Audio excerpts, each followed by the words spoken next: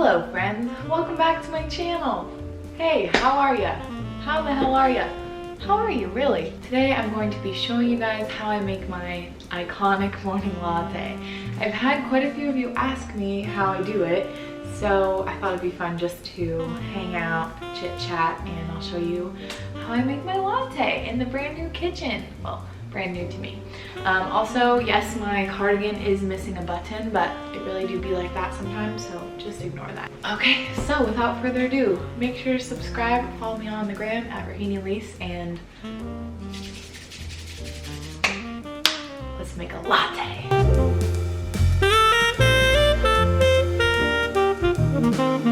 Also, I am no barista, I am no professional, so if you are a barista, please be nice to me. This is literally just what I do. I made coffee at my school cafe in high school briefly, was no professional barista, never like did it as a job, so I might not have the perfect technique, but this is just how I make our lattes, and they usually taste pretty dang good. Okay, let's begin. So, what you need to make a latte at home. So first you need an espresso maker. I use the Breville Bambino. That's the one Sage got for me. He read a bunch of reviews and this one seems like the best option for the price and everything. And I know Breville, I know they have like a really good reputation. So anywho, you need an espresso maker. They have other ones. I'll try to find some like cheaper options below because this one is pretty pricey. But my short tangent is that if you are someone who goes out a lot for coffee, like for me, I would go out and get an oat latte like, I would go out and get an oat latte like pretty regularly, and they're like $6 if not more. Some places they're like $7.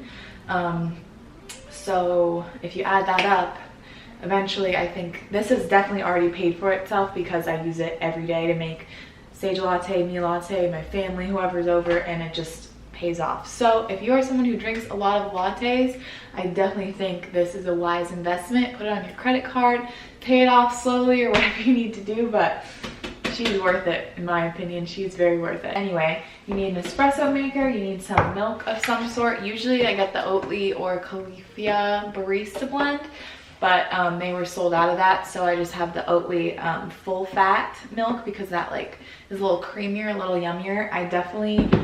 Oat milk is the only type of milk that I like to use for my lattes. I don't like soy.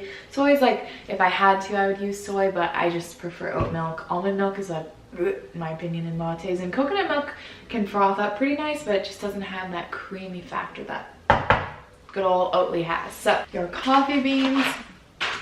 We've been using this Tony's Coffee Organic Dark Roast Espresso Noir coffee bean. I was using just like regular coffee that like wasn't specifically for espresso, and I feel like now that we have espresso beans, it just tastes better because it's a little bit darker, I guess. So yeah, we got these ones. We got like 3 packs of them because they're on sale, and it's pretty yummy. So yeah. And then, in my opinion, it is best to have a coffee grinder just so that it's fresher when you go to make it. So yeah, we get the beans whole and then just grind it. And these aren't very expensive. I don't think we've had this one forever. And yeah, I'll link some down below. I'm sure you can just get them on Amazon. It just makes it so much nicer, so much fresher. And also I just love the smell. Like you start grinding the beans and it smells like coffee. It's so good. Oh, love it. So yeah, espresso grinder, espresso beans, and then your coffee machine will come with one of these things. Oh, I should probably look up what that's called, like a portafilter or something. Yeah, I was right. So this is called a portafilter. That like pulled out from the back of my high school knowledge. Yeah, so your espresso machine should come with this portafilter and a tamper, which are key to making a yummy ass latte. Okay, so I'm gonna zoom you in. Okay, so now we're at our machine. So just turn it on. So for this one, you have to make sure you have enough water in the back here, which I do. I have my cinnamon, which I sprinkle on top of every latte just for funsies.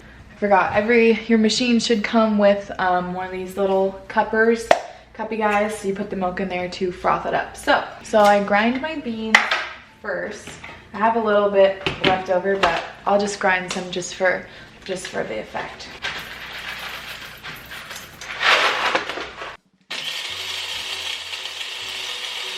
Okay, so now that I have my grounds, just take your portafilter, and I always make a mess when I do this, but that's okay. You can always wipe it away.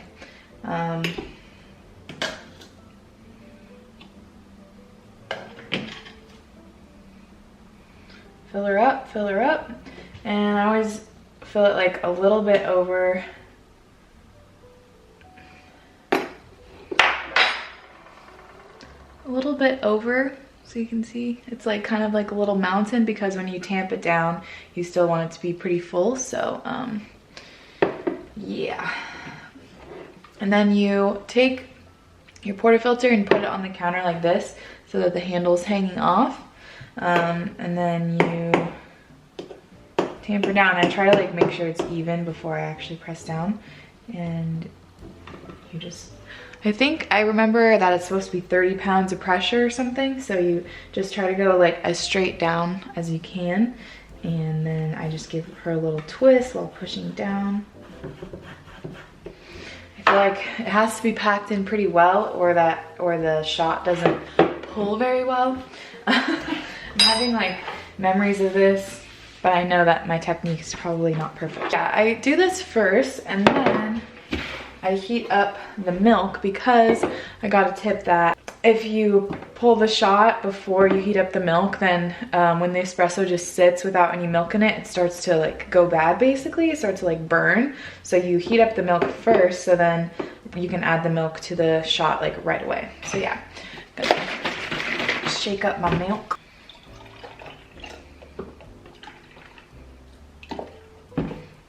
Have like that much milk in there. There's lines on there. This machine has this setting where you can just hit it and it'll like do it by itself, but I don't think that's very fun, so I always just do it. You just hit the steamer.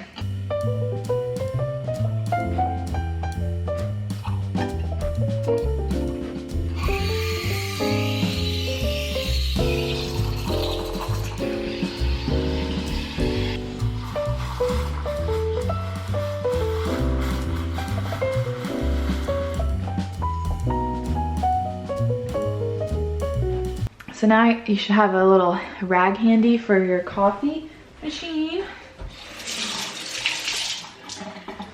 because you gotta make sure you wipe off the milk from the steamer like right away so it doesn't dry on there and destroy the steamer. And then this one cleans itself, so when you put it back it runs some water through there like that. But if your machine doesn't do that, then you should just make sure that it runs water through there anyway, because you don't want milk to get stuck in here and ruin it. So yeah, now we have our milk all frothed up. You basically just hold it and kind of like touch it on the bottom. This is how you tell if it's hot enough, because you can just feel that this cup gets really hot. And then you want to like kind of hold it around. You don't need to move it around too much so it gets warm, like it heats the milk all the way through. And then when you bring it down, so this part goes up to the top and you kind of like get some air bubbles in there, maybe, I guess is a good way to describe it. That's what gives the foam. So you can hear it, it goes like it makes like a noise, and you can see that it gets all foamy. So you just kind of bring it to the top and make sure it gets nice and foamy, and you can make it foamier if you love super foamy lattes. I like a little foam. Okay, now you put the portafilter in. Kind of gotta give it a good yank. Put your coffee mug under there, and then this machine has the option to do a single or double shot. I always do double, because like what even is a single shot? What's the point? No, just kidding. But most lattes like come with 2 shots anyway. So you just hit it.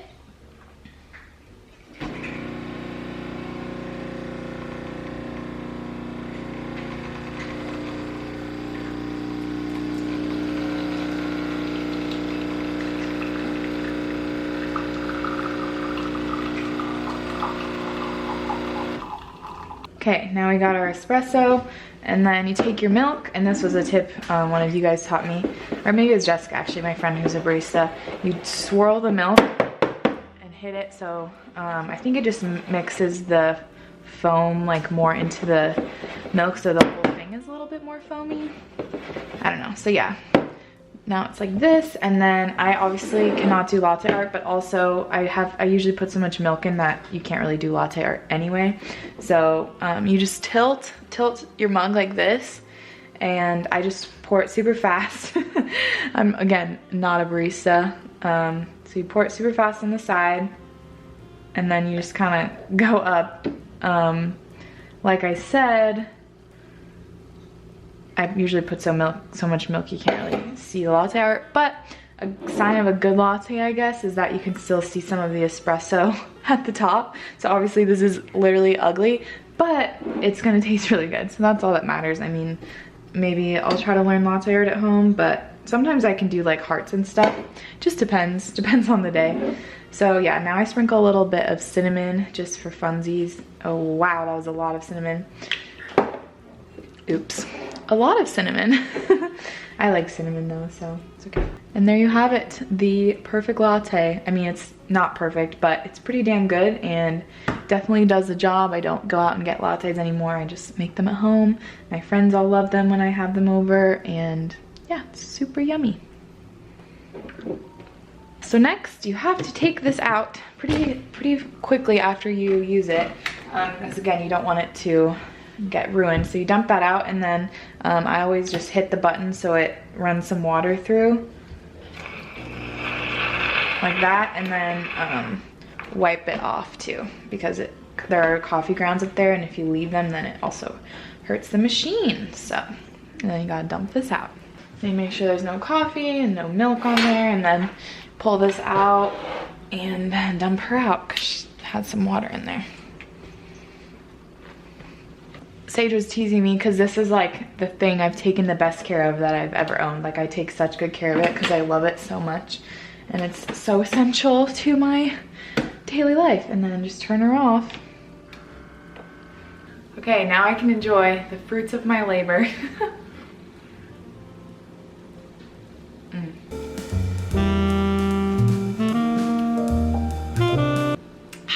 Literally me every morning when I have my latte. This one's really good. This is a really good one. Perfect amount of foam, latte, this espresso is the cinnamon, the milk, the cup. So good.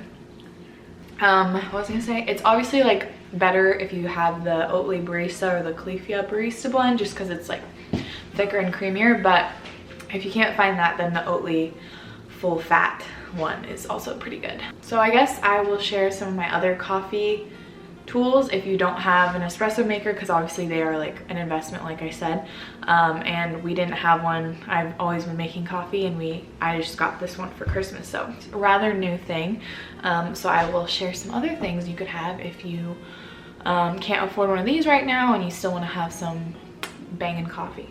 So some other things. This is the Turkish Pot, I think that's what it's called. I will link this down below, or one of them. I've had this one forever.